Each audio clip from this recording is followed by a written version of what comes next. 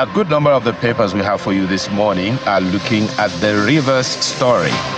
The Nigerian Tribune leads with Rivers, 2 killed as chaos erupts over forceful takeover of councils. Ijaw youths protest continued stay in office of local government chairman destroy Wike statue. Fubara meets security chiefs. Governor directs administrative heads to take charge of LGAs. Police take over council secretariats. G60 lawmakers ask governor to file treason suits against 23 ex-council bosses. The details you'll find on page 2 of the Nigerian Tribune today.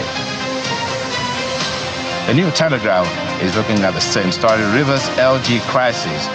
Fubara rules out tenure extension for council bosses, meets security agencies and the riders, warns against arrest of supporters, gunshots. Citizens take over council's headquarters. That story is on page 2. The Daily Times newspaper, Rivers crisis, shootings as Fubara directs HLGA to take over 23 councils. Security operatives killed, Ijaw youths occupied PHLG complex. That story is on page 2 of the Daily Times newspaper this morning. The Guardian newspaper is looking at the same story. Rivers in turmoil as Fubara pro-Wike factions battle for LGAs. The lead story is on page 6 of the paper this morning. The Nigerian News Direct. Rivers LG crisis deepens. Bloody as 2 feared dead. Fubara summer security meeting vows to subdue intimidation. Reps demand treason trial for ex-LG chairman. Accuse them of forceful attempts to retain seats. IPAC backs Fubara, comments HLGA takeover. Focus on FCT duties. Avoid Rivers politics, Edwin Clark to Wike.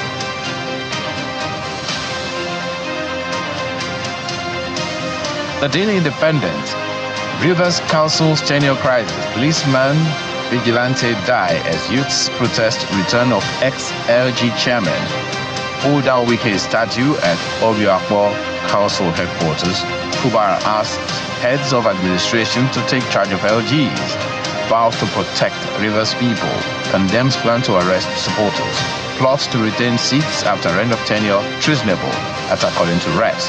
The details of that story you'll find on page 29 of the Daily Independent newspaper this morning. The Blueprint newspaper has the same story on its front page. At the bottom of the page, policeman vigilante feared killed over Rivers LG tenure crisis. Fubara summons emergency meeting, CP assures safety. On the lead story of the Blueprint newspaper, Kano Emirate tussle. Don't amplify drums of war. APC cautions Kwakwaso. Says LG hasn't planned to take over power through insurgency emergency. That's the lead story of the Blueprint newspaper this morning. If you look at the front page of the Vanguard newspaper, Nigerians not alone in poverty. Atiku LP tackle Tinubu. Tinubu warns against rail tracks vandalism, stealing of electric cables. You're elected to reduce poverty, not amplify it, according to the Labour Party. Stop making excuses for inflicting multidimensional poverty on Nigerians, as according to Atiku. That story is on page 5. But the Rivers story is also right there. Mayhem in Rivers as Wike Fubara feud spills to LG HQs. The details on the inside pages of the paper this morning. The Daily Trust newspaper, how PSC NPF dispute stalls recruitment of 10,000 police. Only 20,000 instead of 60,000 picked in 6 years. Insecurity lingers due to lack of coordination. National Assembly must wade in. Details of that story are on the inside pages of the Daily Trust newspaper this morning. The Nigerian Observer, fresh concerns as brain drain ravages Nigeria's healthcare. That story is right there on the front page of the Nigerian Observer this morning. And those are some of the papers we have for you today.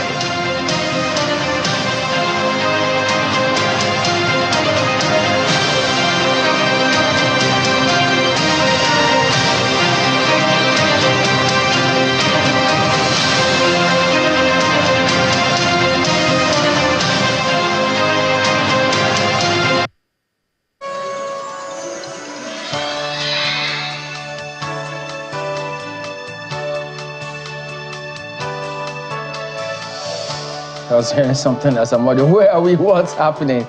Okay, so one of the things that stick out is the front page of the Guardian newspaper today.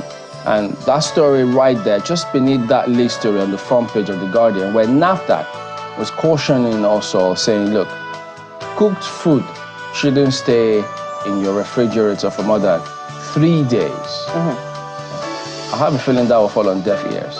You know, but she went on and reeled out some statistics saying about $110 billion is lost in Africa on a regular basis on medical expenses as a result of unsafe food. And it was on the occasion of the World Food Safety Day that she was highlighting all of these things. And it's really shocking because not many people pay attention to those kind of scenarios. Because they think if we don't have supply, if we're trying to preserve stuff, what do we do? But those are the kind of information that we cannot afford to gloss over because they are hugely important. Families may think, look, it's cost-saving measures, but I think we have to find a way to amplify a lot of those things. Preventive approach being adopted rather than reactionary approach, as some people have told us. Our medical health officials seem to have changed their approach to certain things. So a word isn't enough. For the wise. For the wise is what they say.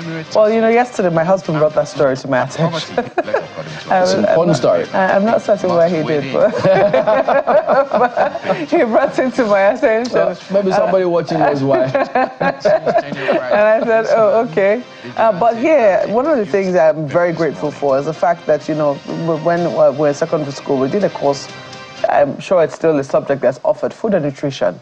And I think it is something that should be made compulsory, given the fact that, you know, food is your first line of defense. Food is medicine. And I think that, you know, everyone needs, apart from knowing just what constitutes a balanced diet and all the foods that constitute that, people should know how to cook their meal, preserve their meal, know how to cook your meal to preserve the nutrients. And just as the NAFDAC, you know, DG is highlighted, you know how to also preserve it for safety. Over the years, I have since learned that, you know, if you know that you're doing bulk cooking, one of the things you should do is to, you know, cook in bulk, pack it in little bits, freeze the ones that you're not going to be eating immediately, and then the ones you're going to be eating immediately, as NAFDAC boss has highlighted, you know, 3 days at the maximum, you should have consumed it. And if you brought it out to thaw, don't take it back into the freezer. Even though, yes, you know, the light situation really makes things very bad for a lot of, you know, homemakers, in the sense that you want to be able to preserve things in your refrigerator, but when you're out of light for 24 hours, you now have to quickly remember, oh, this thing needs to be kept cool somewhere. You put it in your freezer. You might forget to bring it out back, but ideally, when something has thawed, you know, you should not put it back in the freezer and bring it out again. You are destroying the food and you're making yourself susceptible to food poisoning. So I think that there needs to be greater awareness and a stronger need to incorporate these things into our educational curriculum. Things like, you know, personal finance, things like food and nutrition should be made compulsory. These are life skills that you will need. They're things that you will need over the course of your life. Now there's a whole industry teaching people, you know, just how to eat right, what to eat and what not to eat at a particular age. That whole industry is booming as a result. People can start taking that interest from as early as secondary school, from as early as JS3. So let us hope that, you know, this, as you've said, the message is not falling on deaf ears, that it will pique the interest of our homemakers to do better and do more by their families and, in extension, to society. Ayo. Well, I'll be adding to that that you guys just talked about by looking at the front page of the Vanguard newspaper. Right above the nameplate, it talks about cholera. They're saying that some states, some Lagos schools may not resume from the break, you know, that we've had over time, over the past weekend until yesterday. And that is actually very, very instructive.